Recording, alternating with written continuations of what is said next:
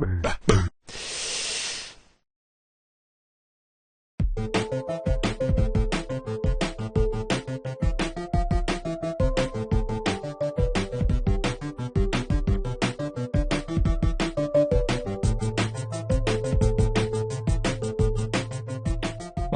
and welcome.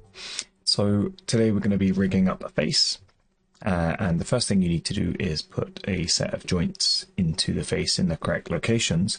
We'll start with the jaw, getting the jaw right before we move on to lips and eyes. And the reason we're using joints is because the intended use of this is to go into a game engine. So if we're going into a game engine and we want to preserve our animation, the easiest way to do that is to use joints. You can use a thing called blend shapes or morph targets, which involves duplicating the face, sculpting it into the shapes you want, and having them attached to sliders. But the animation data doesn't always correlate or translate into the game engine, so we're going to stick with a joint-based system, and we'll make our own sliders to control the movement of the joints into the shapes that we want. So very similar outcome, but a different kind of process. So if we have a look at our character here, the first thing we need to do is make this jaw position here, and I'm going to pop into my side view and start from there. So I'll bring up my joint tool, making sure I'm in the rigging drop down. And we want to place it kind of around the ear, because what we're trying to do is replicate where the mouth or the jaw rotates from. You'll notice it kind of rotates down and inwards on itself to some degree. So somewhere around this ear, just underneath it, and kind of pointing towards the chin generally is what works. And then we check the flight path. And that's pretty good. I mean, I might want it tucked up a little bit more, like so. But that's pretty good. So I'm going to keep that there, and let's just call that jaw. And that's our first joint done. We will eventually parent this up to the head joint, like so, but I'm going to leave it fresh for now. Next up, we're going to have a look at the eyes. So getting this right can be a little bit tricky. If you go display and hide, you can hide out parts that you don't want to be around. Actually, I'm going to undo that and grab both the hair and the face to hide them. And that also removes the eyes. That's frustrating. They're all one mesh, which you'll find often.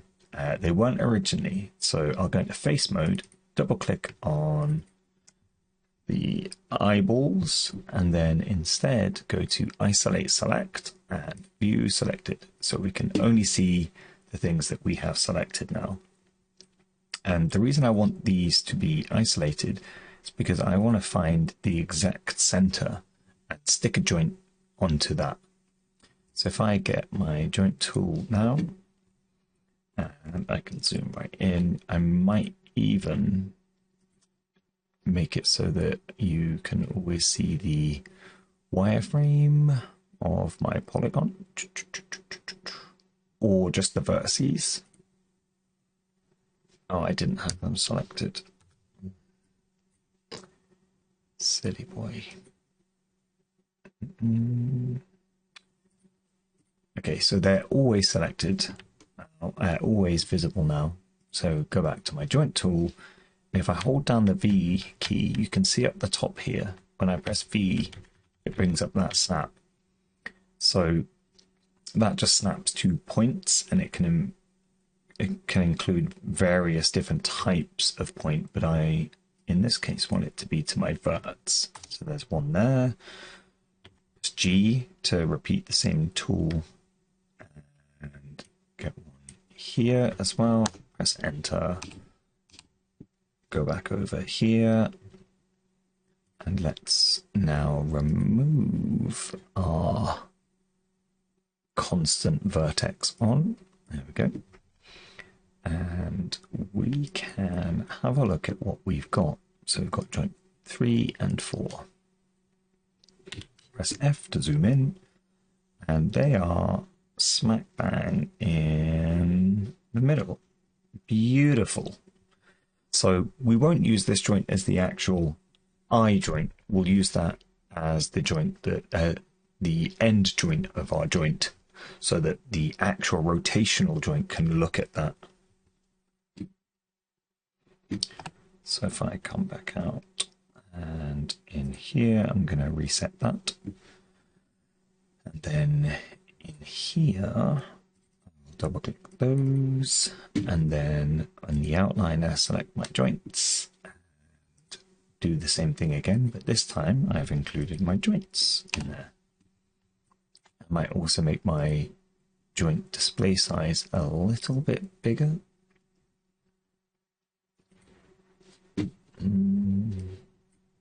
Because they are quite tiny. Okay, now we can see our joints a little bit better. So now what we need to do is find out actually where the center of this eyeball structure is. I'm going to select that again, press F so I can circle around it. Now you can see that there's a split midway down here, so that is very useful for us. So I'm going to align myself to that split. I'm just going to grab this joint and press W so I can move it, and then holding down Shift, make a clone. And then I want to hold down V again and snap it to that center line, which that is perfectly on. Beautiful. And then we can see the green axis here, our y-axis, is the same, pointing in the same direction as our original joint. So we can take this y-axis, copy its values, and paste it onto this one. And now it should be dead center. It should be, probably is. I'm just going to grab that joint, Shift select that joint, press P for parent, and now this joint should be pointing exactly towards our end joint and rotated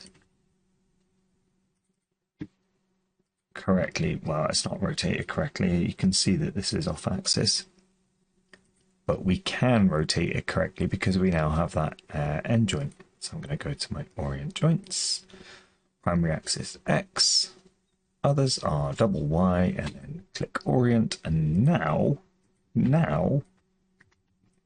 we have an eye joint that should rotate exactly in relation to the center of this eyeball. We may find that this eyeball was actually bigger. Like, it doesn't look like it's chopped entirely in half. So it may be useful for us to pull this back a little bit. And I'm doing this, you guessed it, by eye. But I'll do that once I have both of these joints sorted. So same thing over here. Hold down Shift, duplicate this guy, hold down V, snap it to the center. Beautiful. It should, in fact, be the same value as the other one.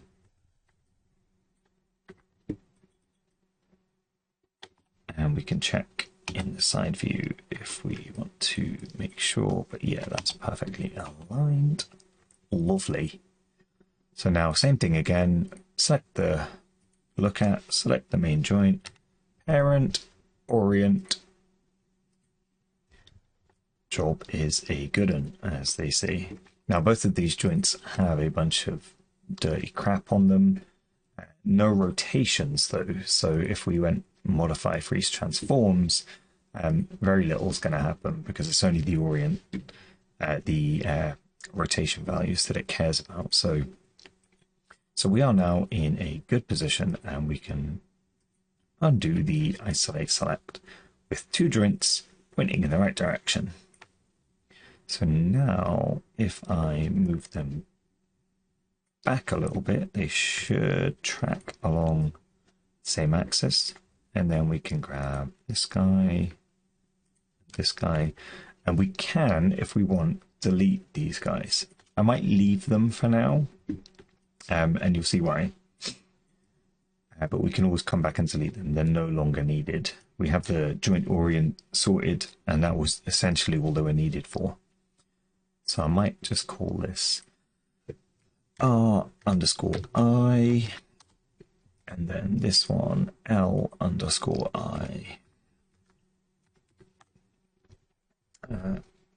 And now, because we're gonna be rotating the eyeball from that joint, and we're also going to do a similar thing with the eyelids, the upper and lower eyelids. Lower doesn't move a lot, but it does have some movement.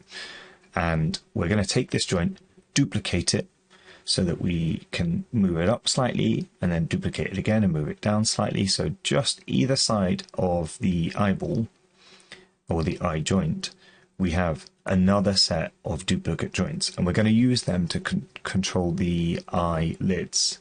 And the theory is the eyelids rotate around the eyeball.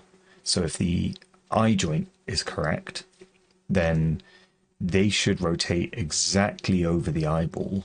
And well, we can check it out and see what happens. So I'm going to hold down Shift and do something very weird. That wasn't Shift, that was W. Strange. Hold down Shift and clone it up. And then hold down Shift and clone it down a little bit. We can call this left low lid. And the other one we can call left up lid. Consistency with your naming conventions is very much advisable. Now, with this one, we actually want it pointing up a little bit and down a little bit, so it's kind of pointing towards the lid. And leaving the end joint for these actually is really useful. Just check that this is aligned. Don't think it is perfectly aligned. That is frustrating. So all I want to do here is move this out a little bit more. So if I put it into parent mode, that should allow me to do that. So if I now pull this out, it should maintain. No, I broke it. Oh wait, hang on. No, it did maintain it. And we'll do the same with this one here. Put it into parent mode, so it's referencing the joint above it for its axes. So if I'm moving in this axis, it's copying the rotation values of the joint above it, if that makes sense. If it doesn't make sense, just do that. Okay, so now we've got a joint placed for the upper and lower lids, and that should be us in a good place. Oh, I did leave rotational values on both of these. Modify, freeze transforms, resets it all to nice clean zeros. And one of the most important things with that is that if I move a bunch of my joints and whatnot, and then I want to put them back to their default pose, I can assume preferred angle and it takes it back to its 0. So very useful. But we now have our upper lid, lower lid, and our eyeball. So the eye is essentially complete, and you'll see why that's important doing that kind of structure when it comes to actually skim weighting it. And again, all of these joints will eventually get parented to the head joint. going to do that yet, because if I do that now, then we end up with lots and lots of visual clutter. We want to keep it as clean as we can until we really need to parent it all up. Okay. Okay. Obviously, I've only got one of the eyes in place. We'll mirror the joints later. So now we need to have a look at some of the other joints. There are a variety of joints that we need to place. I might just randomly, very quickly place some to give an example. So we need an inner eyebrow, a middle eyebrow, and an outer eyebrow, at least. Some people will do 5 here. 3 is kind of the minimum that you need. I also like to have one in the center to kind of help furrowing the brow. Again, you can have more than one, but I like to have just one. I'm actually going to hide out my my polys here, because they're a bit mucky. And the reason I'm doing that is because I want it to be dead center. So if I hold down X, you'll see up here we've got the grid snapping. See the highlight? So I'll hold down X and I'll grid snap there so it's right in the center. I can bring my polys back. Might be a little bit higher than I want, so I'll pull that down a little bit. That looks about good. And I will want a joint on the tip of the nose, so that'll do it. I also grid snapped again for that. We're going to want one around about here so we can blow out the cheeks. So I'll pop one there. We're going to want, so we want one for squinting in here. You can get away with not doing more joints around here, but I always like to have a little bit more control kind of around the eyes. They're a pretty important area.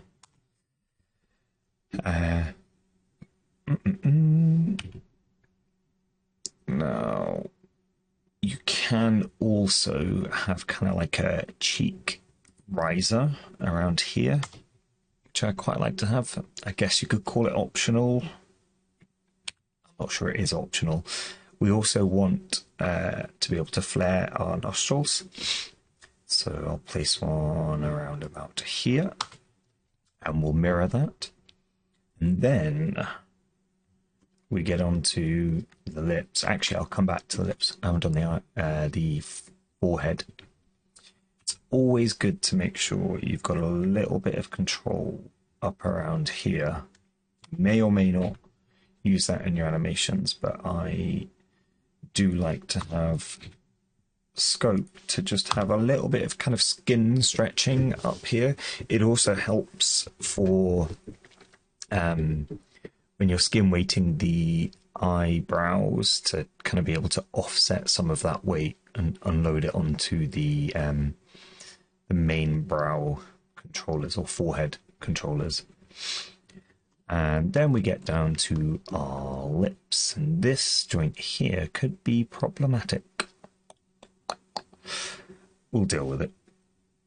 Okay, so let's get our joints back up. We do want one dead center, but that's right in the way. So I'm just going to put it kind of on the top of the lip. I knew that was going to happen. I'm going to hide that. We have another joint that might get in the way, but let's try again. Hold down X so it's right in the middle. And of course, yes, it does get in the way. Goodness. Hold down X so it's right in the middle. Perfect.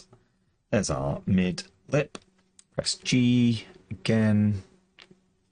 Oh, can't press G because the last thing I did was hide. So now G repeats the hiding. So go back to our joint tool. We, at minimum, want a joint in the middle of the lip, halfway across one of the sides and also in the corner. And we'll have upper corner and lower corner. So I'll pop one there and then pop one here. And then mimic the same kind of setup from above. And this is what I would call the minimum. Did that go right in the middle? No, that did not. I told you to snap, hold down X. Okay, now it's in the middle. Okay. I also, so that's like the minimum for the lips, to be able to control the lips. However, if you only have that when you're moving this and trying to kind of attach it just to the lip area, you'll find that trying to pull a smile is really tricky unless you have some way of kind of stretching out some of this the skin in the corner of the lips, kind of around here, because it's quite a movable area. So I'm going to add in like a little smile bulge there, and you can have one upper and lower just to help stretch that skin a little bit more. You also have the option of adding a set of joints kind of underneath the lips. A couple of them is probably enough, actually. I'm going to cancel that. And you can put joints on the chin as well, if you so desire. I'm going to slap them there anyway, just so you can kind of see what I'm talking about. This should be about what we need. Obviously, you can always add more joints. But this should kind of put us in good stead. However, we've done this all from the front view, and our face is not one-dimensional. We're not a flat plane. We're three-dimensional. And one of the important things to know when placing your joints, or think about when placing your joints, as well as when you're animating face shapes, is that a smile is not just a front-on smile. It pulls the skin across your skull. So you need to think about it in a three-dimensional way. And if we look in our perspective, you'll see that these are all flat and just attached to the back of her skull, which does not help anyone. So what I like to do in this situation is grab all of them and pull them all in front of the face. Then I'll turn off our X-ray, and if you push them in until you see one of them actually going into the skin, so that joint is going into the skin, so I deselect it and then do it again, I can see that this one is going into the skin. Deselect. Oh, we've got some down here going into the skin, and here going into the skin.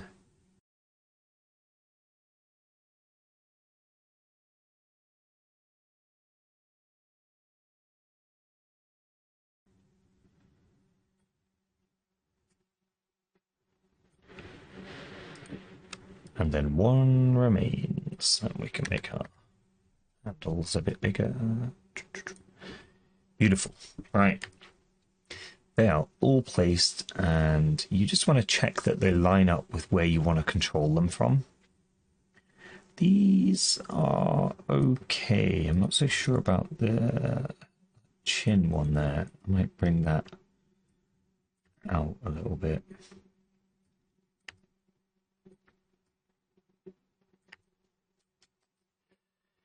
Beautiful.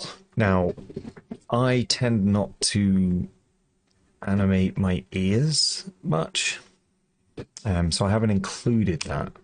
However, if you wanted to be able to animate your ears, a simple little jobby there should be all that you need. just so that you can have a little bit of movement in the earlobe.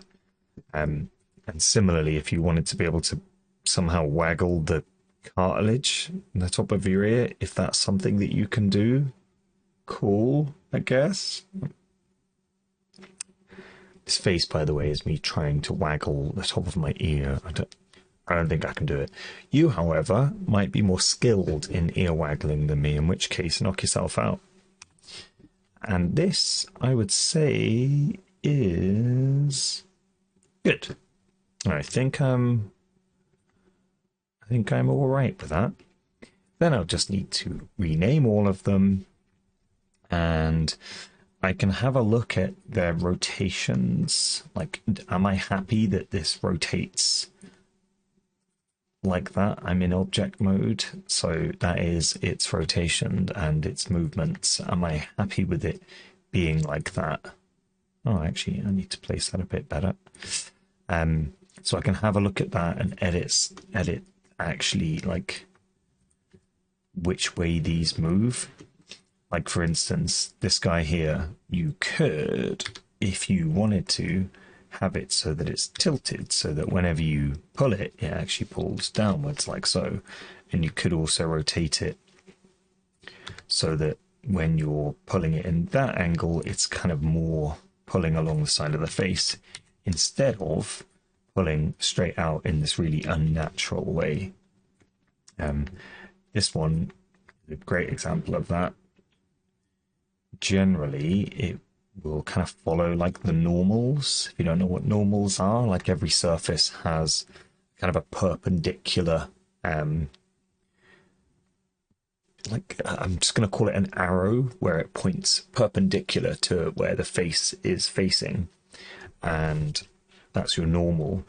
And your cheeks, when they go out and in, they kind of blow out and suck in the same way that a normal works. So you can rotate this one to be more in line with that kind of movement. And that makes perfect sense. You just need to remember that when you do that, you freeze the transforms after, so that everything is still at 0 in the rotations. Most of these you probably won't rotate, you'll probably just translate them, which this is the only time you're likely to hear me say that it's okay to translate these joints. Normally, I would 100% tell you, do not translate those joints, only ever rotate them. But in this instance, because they are kind of the end of the joint, they're not really the joint, as in like my elbow joint here connects to other joints, so we never translate it because that is essentially breaking bones. Whereas when it's just the end part of something, nothing gets broken because nothing is then dependent upon it in a chain. So I think this is good. So now we just need to mirror them. So there's a load of ways of doing this. Like I could grab the geometry and add it to a layer. In fact, let's grab all of the geometry and add it to a layer, create layer from selected, and hide the geometry, which makes it a lot easier to select these things. I could just go in the outliner, select all of these joints, apart from apparently the eyelid joints, which I actually named. I've actually been good with them and named them. And we do also need to unhide whatever it was that we hid. So show all, because we now need to select the head joint and hit P to parent. Now all of these joints are mirrorable. Never said that before in my life. The annoying thing is you can't just en masse select all of these guys and come up and mirror them, because it will tell you that it was expecting 1 and found 0, even though I count a lot more than 0. What it's saying is, I only want to do it for 1, thank you very much, and you're asking me to do it for many. So let's do it with one of them. There's a few options here. I think by default mine was set on XY, and when I did it, if I just do that, it's not mirroring it from left to right, like side to side. It's mirroring it from front to back, which means she's now got a joint sticking out the back of her skull. So that's not what we wanted. Instead of looking at the two axes and figuring out which one's which, like the X plane and the Y plane, and which axis I want it in, it's not how my head works. It takes me longer to think about that than it does for me to try one, see that it's failed, undo, click on the next one, try that one, see that it's worked, and then say happy days. So that's all I need to do. Now, an important thing to note here is that I've got this here, search for L, replace with R. So any joint I've actually named properly and given it an L, like an L underscore, it will do the renaming for me. So it kind of makes sense that I should sort the naming out before I do the mirroring, because if I do that, then I don't have to go in and do more renaming. So in total, I do less renaming. So this would be L underscore forehead mid. It's possibly not the best name, is it? But if I now mirror that joint, we've now also got R forehead mid, and I didn't have to rename it, which is handy.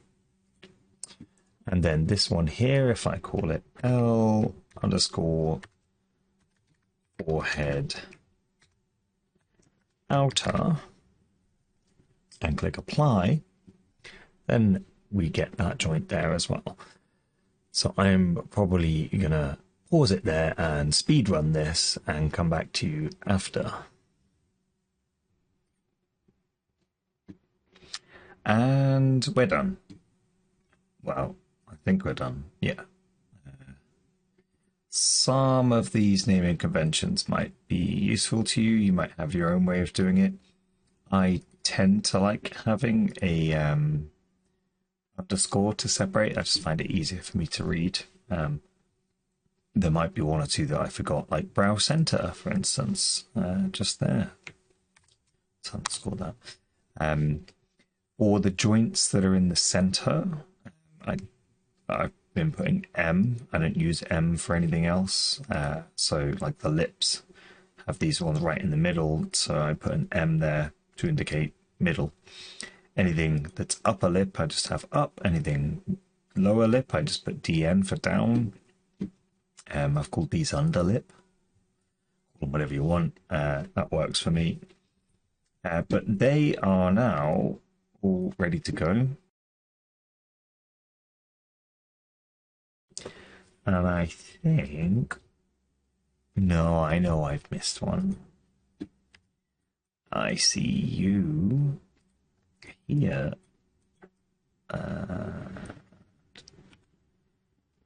G and G.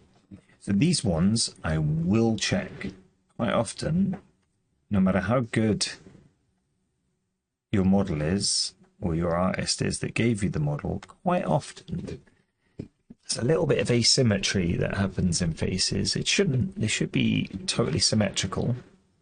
But I can already see that this isn't 100% symmetrical. And a lot of the time it relates to some of the kind of like sculpting processes where you don't end up with an exact straight center line. I tend to go in after when I'm modeling and grab joints in the middle and hold down my snap key and snap it to the center line. But I think I'm alone in that approach, or maybe other people do, but certainly not everyone. So it's worth checking, and the biggest culprits I find are around the eyes, and that view is not helpful. So I'm going to select this. Just look at what's happening in here. I'm going to look at it from the back, actually hide the mesh. And all I want to see is, does this line up 100% with that eye? Oh, it does look like it does, actually. You can further check it if you hold down your V key, your snap to point. You can check it and just move it left to right. Now that moved the tiniest of little bits. Zoom in some more so we can do it again. Hold down V, select just the left and right. When I move it, it moves ever so slightly. So slightly that I think it's within an acceptable margin of error. So I'm just going to undo it and leave it as it is.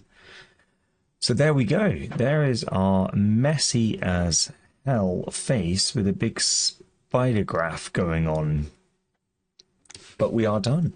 We are ready for skin weighting. Unless, of course, you wanted to do some last minute orientation of these joints, which I think these are actually quite okay. I don't think I need to. I'm just going to leave it kind of as it is. Yeah, I don't have a problem with that. So there you go. Joints placed, face ready to go. And that is the end of this video. Join me again where we will start skin weighting, and I am not going to go through all of that with you. I will do some and show you some key areas, but there's no video acceptable format to do that because it just takes ages. Even if I speed ran through it, you'd get bored and you wouldn't pick up on things. So I'll highlight some key areas and some kind of methodology, and then the rest is up to you. So have a lovely day, and thanks for joining, and I'll see you soon.